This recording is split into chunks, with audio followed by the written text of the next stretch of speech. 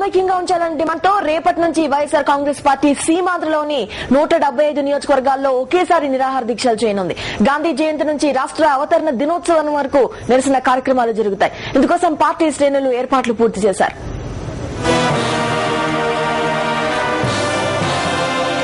వైఎస్ఆర్ కాంగ్రెస్ పార్టీది సమైక్య నినాదం.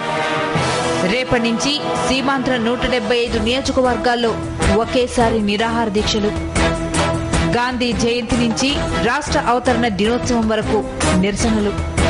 ఏర్పాట్లు పూర్తి చేసిన పార్టీ నేతలు. సమైక్య రాష్ట్రం కోసం వైఎస్ఆర్ కాంగ్రెస్ పార్టీ ఉద్యమాన్ని మరింత ఉధృతం చేస్తోంది. అక్టోబర్ 2 నుంచి నవంబర్ 1 వరకు వివిధ రూపాల్లో నిరసన కార్యక్రమాలు చేపట్టాలని నిర్ణయించింది. సీమాంధ్రలోని 175 నియోజకవర్గాల్లో ఒకేసారి నిరాహార దీక్షలు చేపట్టనున్నారు. ఇందుకోసం పార్టీ నేతలు ఏర్పాట్లు పూర్తి చేశారు. అక్టోబర్ 2 నుంచి శాసనసభ నియోజకవర్గాల సమన్వయకర్తలు ఇతరులు నిరాహార దీక్షలు చేపడతారు. అక్టోబర్ 7న పదవులకు రాజీనామా చేయాలని కోరుతూ శాంతియుతంగా మంత్రులు, కాంగ్రెస్, టీడీపీ ఎమ్మెల్యేలు, ఎమ్మెల్సీల ఇంటి ముందు ధర్నాలు నిర్వహిస్తారు.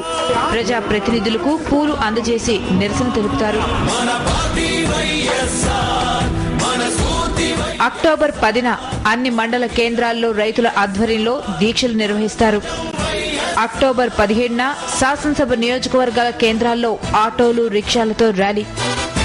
అక్టోబర్ 21న నియోజకవర్గ కేంద్రాల్లో మహిళలతో కార్యక్రమాలు, మానవహారాలు.